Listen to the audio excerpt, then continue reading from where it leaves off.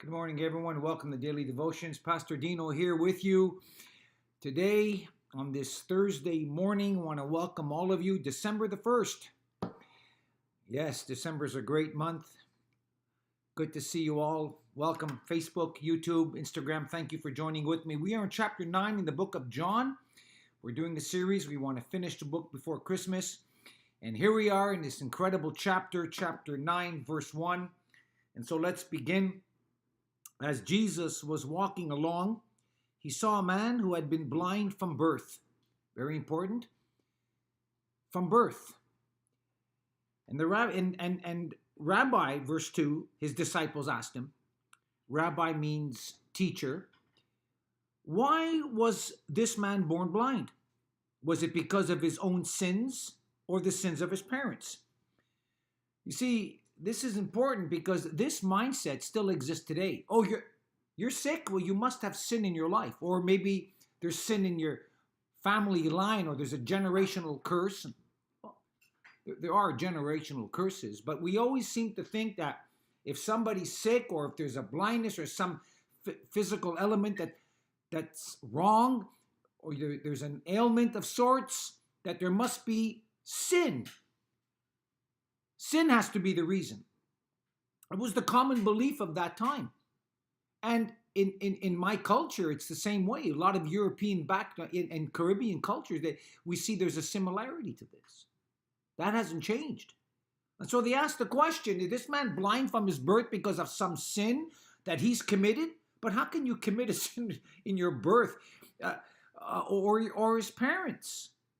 Now notice the response of Jesus. It is not because of his sins or his parents' sins.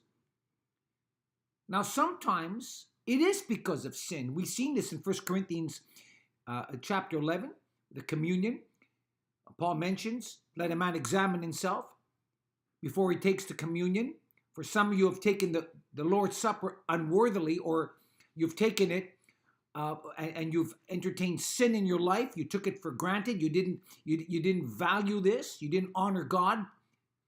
And as a result, you got sick. And not only did you get sick, some of you died because you took it carelessly, or you took it without honor or reverence. So sometimes there is a sickness that comes as a result of your sin or your spiritual apathy. But not always. Notice, this happened, watch now, here's the reason why, so that the power of God could be seen in him. Sometimes we go through hardships, sometimes we go through sickness, sometimes we go through all kinds of difficulties, and someone's going to say, well, that's the devil. No, it's not the devil. Sometimes it happens, God allows it so that his glory would be revealed. His glory would be seen. We need to understand that. And so, watch this now. Verse 4, we must quickly carry out the task assigned us by the one who sent us. The night is coming, and that no one can work. But while I am here in the world, I am the light of the world. Here he is again. I am the light. It's all darkness. I bring light. Light exposes darkness.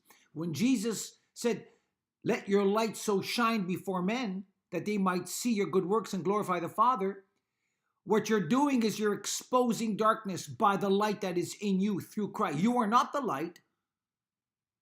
The light is in you, and you are to shine that light, reflecting Christ, exposing darkness. So your light is a testimony against darkness. Now watch this now. Verse 6, then he spits on the ground, made mud with his saliva, and spread the mud over the blind man's eye. And he told him, go wash yourself in the pool of Siloam. Siloam means sent. So the man went and washed and came back seeing. Now, interesting. It's the first time we see this. He spits on the ground, takes some mud, and wipes it on his eyes.